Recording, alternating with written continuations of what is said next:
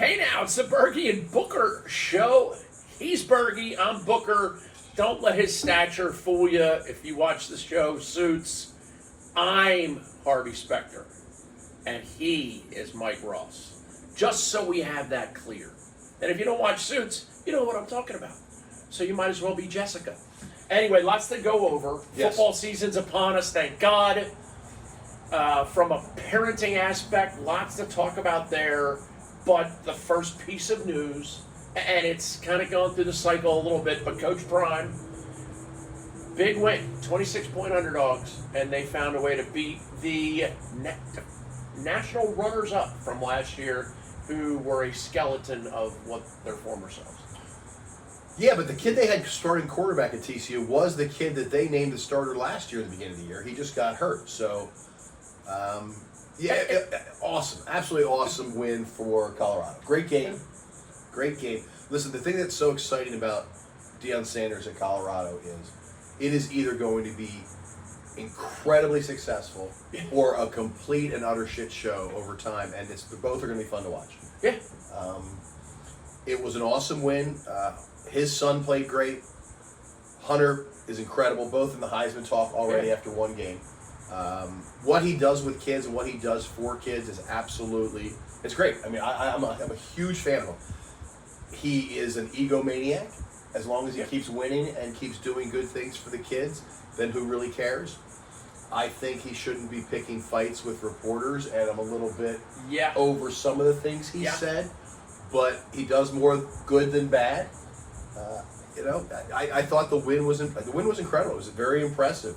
Can he follow it up and beat Nebraska? He did not handle the press conference. You know, you want to see a little bit different after your first big win at Colorado, which a big win. And I like the fact we're not talking about are they going to make the college football playoffs, and we're not going to yell and scream and go Stephen A. Smith on you about that. But I do think that he does send the right message to his young men and players that he is in charge of. And he's got the program headed the right way. My question is, will he ruin college football as we know it? No way. Is everybody on a one-year contract now? It's a great... That could be... That's not just going to be him. The thing I will tell you about this, about Colorado winning that game, with all the new players they had, they have 6 penalties. Yeah, he does. That's a great indication of good... And I'm not saying it's just him. No. He has a staff of coaches, and they've all... That's great coaching. Yeah. It's 6 penalties is remarkably low for an NFL team. Listen, everything he has done, if you take how he's done it away, everything he's done it the right way.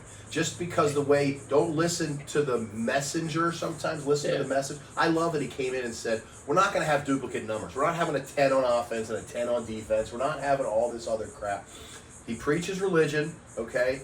He preaches going to school. He preaches, more importantly, how he's trying to make these guys into men, how he's trying to make these kids into good husbands, into good fathers, into, good citizens. Good citizens, hireable people. Yeah, is he going to try to get a lot in the NFL? Yes, but not a lot of them are going to go to the NFL, no matter how good he is. Are people going to go there like Hunter because they can play both ways and who no one did it better than him?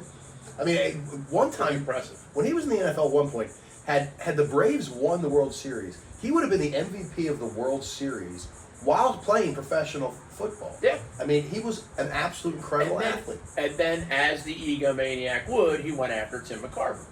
Oh. And also, I'd like to now, he's fully endorsed by Crest White Strips. Evidently. I guess. Those things, talk about neon, Deion. Remember, he used to be, before he was primetime, he was neon, Deion. Evidently, that's just now on the white strips, and he's Coach Prime everywhere else. You love the shades? I love the shade. I don't know why I don't know why he doesn't want to be known as a Florida State Seminole. That makes really rubs me the wrong way. He's preaching this. I graduated from HBCU. I think he's playing that card a little heavy. I know he coached at one, right? But he played at Florida State. Everybody knows him for Florida State, and he's played well at Florida State. And he's preaching that he went to the. I question: did Deion Sanders enter a single classroom, or did he finish up his degree online? And online is great, but pre-COVID online colleges We're not the most accredited places. And Dion played offense and defense a little bit. He played a little bit of offense with the Cowboys. I remember they sent him out. No, on pass routes. there was one year he played like 60% of the offensive plays and 80% of the defense or something crazy. And he returns punts, he returns kickoffs, all that stuff. Back in the day, he was awesome. He was absolutely he incredible. played with the Ravens. He's going to make a lot of kids really good at football. He's going to surround himself with great guys that are great coaches, that are professional type coaches. He's going to run it like the pros. The question is that sustainable? It is sustainable, but it's also, like you said earlier, it's going to be in that NIL. And I don't think, and we don't want our viewers to think that Neon Dion or Coach Prime is solely responsible for the NIL, because you got, the Texas A&M offensive line all has an NIL. Well, yeah, and NIL does not always mean it's the best. Texas A&M led the country last year in NIL, and so did Miami. Neither one of them did anything. Yep. They both had crappy years. Typical. So Deion Sanders and Colorado, they are 20-point underdogs, and they win the game outright. And now they're 22nd in the country. And everybody's talking about, hey, he's coach of the year, this, that, the other thing. What about Mike Elko and what Duke did to Clemson? Dadgummit, is crazy. I didn't even watch that game because I thought Clemson was going to kill them. And I guess I don't know that much about preseason college football, because it certainly didn't turn out that way. Well, and Duke's doing it in a very, very interesting way. They got 5th year, 6th year, 1 or 2 7th year guys all over the field. It's what you have to do. It's how Wake Forest is. Their blueprint has been doing this for a long time. Get a guy, redshirt a guy. The only way you're going to compete against these teams that have all these NFL guys that are coming out 2 and 3 years is to have 22, 23-year-old men playing them. Yeah. A 5-star high school recruit who's playing his freshman year, I don't care how many stars he has, he's not a man like a 5th-year college guy and some of those other things. So they have a nice formula. He's a good coach, defense coordinator at Texas A&M. So who's the guy? And they got a great quarterback. There was a quarterback last year playing college football who was older than like 5 pro quarterbacks. Stetson Bennett. Okay. At Georgia, won a national championship. But he's older than Lamar Jackson. Yeah. And he's won a lot more. Yeah. Well, Lamar's going to have his year. Well, Stetson's won a lot more playoff games. Yeah. And he's been on the sideline for a lot more playoff games too. Well, I love Lamar. Let's go Ravens. He's not hurt as much as Lamar. Yeah. Well, he's a 27-year-old playing in college. But that's going to hurt him. And plus, they protect him. So, and then you also had FSU just killing LSU. I was expecting at least a game. Brian Kelly, how many for sale signs do you think were on his property when he got home? So that's an interesting point, because here's the deal. The last 3 coaches at LSU have won the national championship. Oh, what's his name? Frank Oregon. Go Tigers! Go Tigers! Then they had Les Miles. Yep. Who won one. And Nick Saban. Correct. So the last 3 coaches at LSU have won the national championship. Brian Kelly leaves Notre Dame because he thinks he's got a chance to win the national championship. Now, one season and 1 game is not the end of the world. But he left Notre Dame because he knows he, in his words, couldn't win a national championship at Notre Dame because he doesn't get the 5 or 6 kids he needs to get in every year because of their standards, which they should change, by the way. It's your job to get a kid graduated. You can get 5 or 6 kids a year. That's 20 kids on a team that you're giving kids an opportunity. I think Notre Dame tutors. I think Notre Dame is completely wrong by not doing that. Yeah. Especially being a Catholic school, they should totally do it, but they don't. So that's on them. But he leaves Notre Dame to go to LSU, and it doesn't look good right now. First of all, he got a Southern twang on his first interview, and this, that, and the other thing. He's starting to look a lot like a used car salesman. Yeah. And if they bounce back, they bounce back. Neither team, whether they won that game or lost that game, was out of it because it was an early game. They could both win their SEC side and the ACC side. They could both win this championship in the SEC. They could both go to the national championship game. Clemson's loss was a conference loss. Yes. So that's a horse of a different color. Clemson also had 49 4 or 5 stars on their roster. Duke has 2. Who's on a hotter seat, Brian Kelly or Dabo Swinney? I don't know if Clemson would have the Brian Kelly, because LSU fans are nuts. I don't know if Clemson would have, nor should they, would they have the guts to get rid of him because of one thing and one thing only. He's got some national championship rings. Got some rings. And he is, what's happened to Dabo Swinney has happened to everybody but Nick Saban. Everybody but Nick Saban. You have great success, you lose your coordinator. Every year he's losing a coordinator to get head jobs. The only guy who makes it work with a new coordinator every year is Nick Saban, which means Nick Saban's the one doing a majority of the coaching. Nick Saban's the one coaching the coaches on how he wants his players. And Nick Saban is a hands-on guy. Dabo has had a lot of his assistants. I mean, the Oklahoma guy, the Virginia guy. I mean, he's got guys all over the place that are head coaches now. So does he? They just got their butts whooped. Yeah, Duke.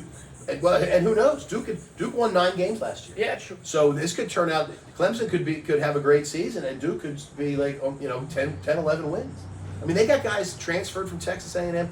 Duke's formula is and should be recruit kids out of high school. Tell them you're going to be here for 5 years. Okay, I don't care how many degrees you get. It's Duke University. Work your ass off. They're all worth it. They're all on me. All right. So come here. We're going to get you some NIL where we can. We got a lot of wealthy alumni, and then they should be looking at the transfer portal, not for kids that are at other schools as much as kids who are graduated, have more years of eligibility. Because guess what you can do with those kids? Okay. Plug them in. They've graduated from college, so Duke's admissions is not really an issue. And let's face it, they've got 1 year of football. They don't even have to go to class. Yeah. You can enter a master's degree and drop out. You don't have to go to class. Yeah, because by the time they realize that you've dropped out, the season's over. Fall's over. You can't do that in some spring sports or even basketball. Basketball, they'll string you up. But I mean, so just do that. They'll hold your feet to the fire. Don't get me started. Lacrosse is ridiculous that they could not go to school in the fall and then sign up in January and play. But that's going to change too. But Nick Saban getting it done. I don't know how. And by the way, their quarterback is legit right now. Yeah. I say right now. Alabama is. Duke is good. Now listen, the biggest thing about that I saw from this weekend, obviously the Big Ten has signed this deal with Peacock, and they're doing Saturday night games, they're doing Friday night games, but they're doing a big thing on Saturday nights. So it's going to be on NBC or it's going to be on Peacock. This week's game is 7 o'clock or 7:30 on Saturday night, and it's the Big Ten game of the week, and it's got national championship implications on the second week of the season. It's Maryland versus Charlotte. Maryland versus Charlotte. You had me for a second. I thought you were going to say it was going to be like Penn State, Michigan State, whiteout game. Well, and here's the interesting part. By the way, both teams like the whiteout. Here's the interesting part about the Maryland game. Maryland against whom? Charlotte. Yeah, they're a power. Didn't they just beat like Alabama, Clemson, Florida State? Do you know who Charlotte's head coach is? Joe Bag of Donuts. Nope. No, Petey No-Nos. You're a Baltimore guy. Fat Andy. If I said the name Biff to you, what would the last name? Was he the one that they showed on with the sleeveless? Do you know who he is? Koji? Yeah. Gilman. He's the head coach at Charlotte. So do you know and they showed him on ESPN with like the cut-off T-shirt. So he has not the body for a cut-off T-shirt. He was the Gilman coach. Yeah. Then he started St. Francis. Yep. Now he's at Charlotte. If you look at Charlotte's roster, it is full of transfers from colleges all over the country who played for him at St. Francis, went to other schools, and are now at Charlotte. So, wow. Biff Poggi is the head coach then. After 3 years at Michigan. And he's like a billionaire. So, not only, again, we talked about Dion. This guy now has paid for these kids to go to high school. Now he's paying for their college, whether it's Charlotte paying it or whatever, but NIL, he's bringing it in. He has the ability to start his own NIL. Call his cousin, say, we're now, XYZ company, and start paying for it. He's bought a high school team. What's going to stop him from buying a college team? And so you've got Loxley, who's Mr. DMV, and then you've got this guy, Biff, who's Mr. Baltimore. Mr. NIL. Listen, Charlotte could do it. That's how Coastal Carolina did it. Their coach was a big trader guy. Made tons of money. Had been a football coach. Then went and made a lot of money, and they came in and took a business aspect to it. With NIL, this guy. Let's get some predictions in the comments of who's going to win the Maryland-Charlotte game. And just 24.5 point favorite Maryland is. It's at Maryland, and it's 51.5. And it's 7:30 at night. I'll take the over, and I'll take Oklahoma to cover their next two games. No matter, I don't bet on sports. So here's my question, and I just pulled a couple lines because there are very few games where teams are playing. So the big game this week is Texas versus Alabama. Big game. All right, and Texas is getting 7 points. My boy Matthew McConaughey, he watches the show. And if I was going to bet, I'd have to take Texas. They're getting 7. I got to tell you what. He's got to win a big game at some point at Texas. Yeah. This is the biggest one. I say if I had to bet. The other game that has ranked teams is Ole Miss versus Tulane. Yeah. Ole Miss is getting 7. Yeah. Excuse me, he's giving 7, and the over/under is 64.5. If you're going to bet this game, you have to get on the over. Really? Yes. Ole Miss scored 70 some odd points last week. Tulane scored. The game is going to be insane. Track me. The only question is whether or not RG3 at Baylor. I believe it's at Tulane. So how sober will the Ole Miss and Tulane fans, parents, players be? I don't know, but if I was going the players will be okay. So. There's no line for Penn State Delaware because it's just a dumb game. That's embarrassing for Penn State. I hope it comes back to hurt them in their rankings. But Texas, Bama, Ole Miss, Tulane, Maryland, Charlotte, 3 of the biggest games of the year coming up early. I got to tell you what, I don't know that you can say Maryland, Charlotte. No, that's huge. It's almost as big as the Lions Chiefs tomorrow night. Lions Chefs. That's the opening game? Yep. And I'm all over the Lions. They're getting 4.5 points. I think they're going to win the game. Right. Monday Night Football is the Jets against the Bills. That's a good game. Lions Chiefs. Lions Chefs. Tomorrow night. Huh. Yeah, that'll be something. I bet you. Although it'll be tonight by the time you get the show out. So it'll be Thursday night. Yeah. No. Now the last thing I want to say about football is: have you watched Swamp Kings? No, I watched the first 15, 20 minutes. Right to when they start recruiting Tebow, and Tebow gets there. And I'm not an anti-Tebow guy. No. I think that he might be one of the most genuinely caring people that's come through sports with that kind of success. And he cares about every kind of person, every person he meets in his life. He probably sends him a thank you note. So if you can watch it, if you don't hate Urban Meyer, and you don't love Urban Meyer. I know that's kind of Urban's that type of guy. People who love Urban. If you can take Urban out of it, and obviously he's an executive producer on this, so he's not going to look that bad. It doesn't look, there's some bumps and bruises, but if you look at it from strictly a football aspect of it, and the players they had, and the recruits, and just the up and down, how hard it is to win, and you listen to these guys talk about. Their biggest regret is they should have 3 national championships. Right. They had the 06 and 08, and they should have had the 07. And they talk about just the grind, and it's I would suggest watching it. Urban Meyer, he lives right around the corner. He lives right around the corner here. Yeah, lives right around the corner. He's talked to our kids' high school before. I don't have anything bad to say about him. I know people, haters, but also I just look at it. I look at it strictly from a football standpoint, and what he did at Florida, what he did at Ohio State, what he did at Utah, and what he did at Bowling Green prior to that. I mean, he's been a success everywhere he's been. And I take Jacksonville out of it because I think he was an assistant at Notre Dame. Yeah, he was. So that's how our high school coach. Football guy. That's how our high school coach knows him, is because our high school coach played football at Notre Dame, and Urban Coach Clark, and Urban recruited him from the Sarasota area. Nice. So, but anyway, I thought Urban it was a great now lives show. down here. Yeah, lives down here full time, right around the corner. How come he's not on the show? He's probably home watching it. I got to get him and Dockich on here together. Yeah. Dan Dockich, and we'll get Urban for football. There's Urban's a not little enough busy. seats. Urban's a little busy. Well, we'll go to Urban's house. He's got more room than I do.